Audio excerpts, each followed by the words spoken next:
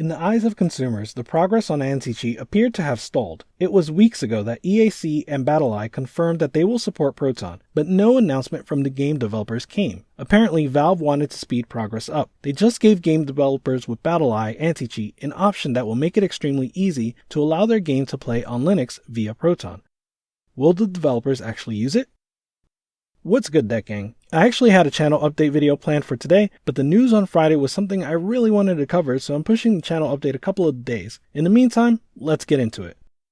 Late on Friday, Valve published a Steamworks blog post that reads, quote, "As we mentioned previously, BattlEye and Proton integration has reached a point where all a developer needs to do is reach out to BattlEye to enable it for their title. No additional work is required by the developer besides that communication." End quote. Let's pause there. Starting from the beginning, the blog post opens with, "as we mentioned previously." So I imagine this was discussed in more detail with developers, but when BattlEye enabled Proton support some weeks ago, I didn't fully comprehend that the only thing developers needed to do was opt in. Here's a tweet from BattlEye at the time.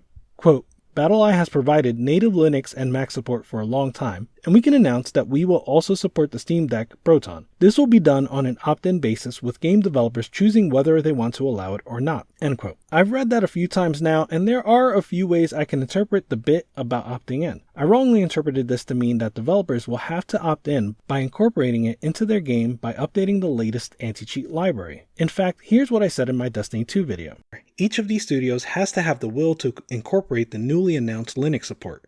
That's not quite as straightforward as it sounds. I think it's clear that there are large companies that will support Valve and support the Steam Deck, but it's not as simple as flipping a flag and bam, your Linux build is ready. Without getting too deep into the weeds, the developers will have to update their anti-cheat libraries, resolve any dependencies on older versions of the libraries, and even then this could very well be the first time they're testing a Linux build at all, Proton or otherwise. Not to mention, before they can even get started in earnest, they'll have to convince a suit to approve the budget for all of this, all for an unproven console. I think it'll happen, but will it happen for all 11 of these games before the launch in December?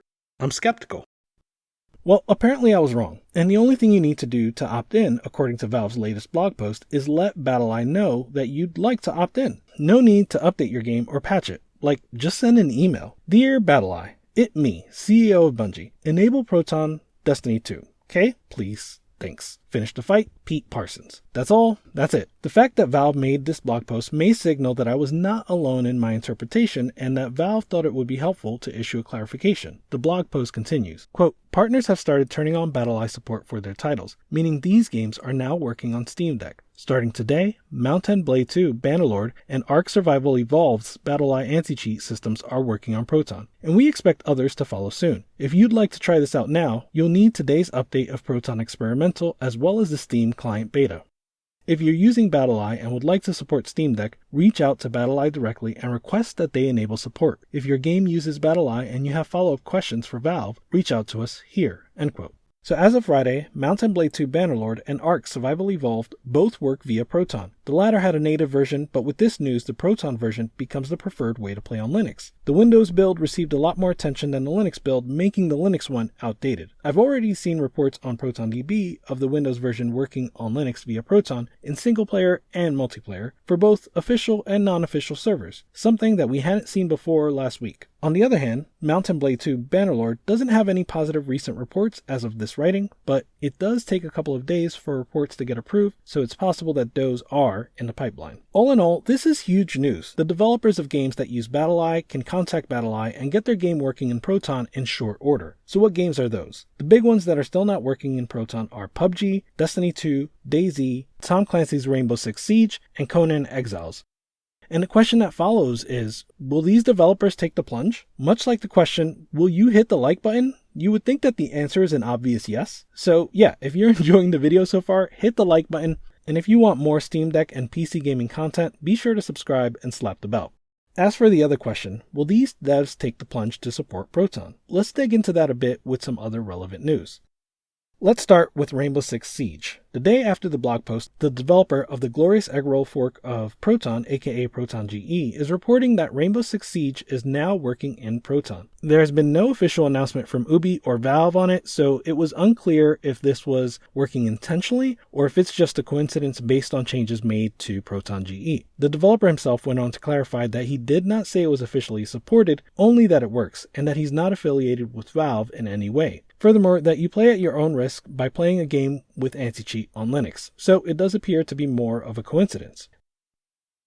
Then there's PUBG and Destiny 2. These are two that I've reported on in the past. Back in early October, I reported on this piece from The Verge. In it, they asked the developers of 15 massively popular games whether or not they will support Proton, and therefore the Steam Deck. Most of them, including the developers of PUBG and Destiny 2, essentially declined to answer. The developer of PUBG said, quote, "The team does not have a comment for this," end quote. And the developers of Destiny 2 said, quote, "We've been trying to run this down. We don't have anything to share right now, today, but we'll keep at it," end quote. The Destiny 2 answer seems more promising than the PUBG one. In fact, in a news video prior, I reported on some speculation that led me to believe that Destiny 2 may end up being one of Steam Deck's marquee games. There was an unobtainable emblem added to Season 14 that looked a lot like it was tied to a potential purchase of a Steam Deck. So I believe the chances of seeing Destiny 2 at launch are good, but PUBG might be in a similar situation to DayZ. Let's talk about DayZ.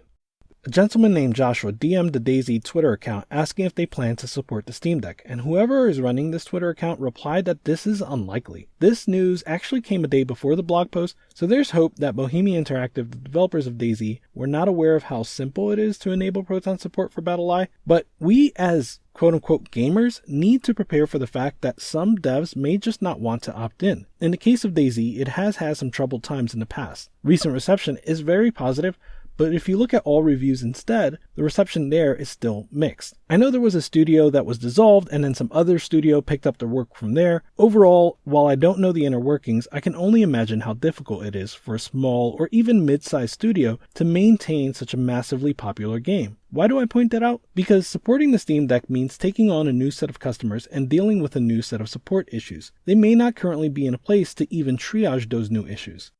Again, I don't know the specifics, but I've worked at organizations that have had issues like this. Given the choice, organizations like this may decide to strengthen their process before opening a whole new avenue of work to take on. Even then, if the game works on Proton, they'd still have work to do if they wanted to put their best foot forward and get the game deck verified.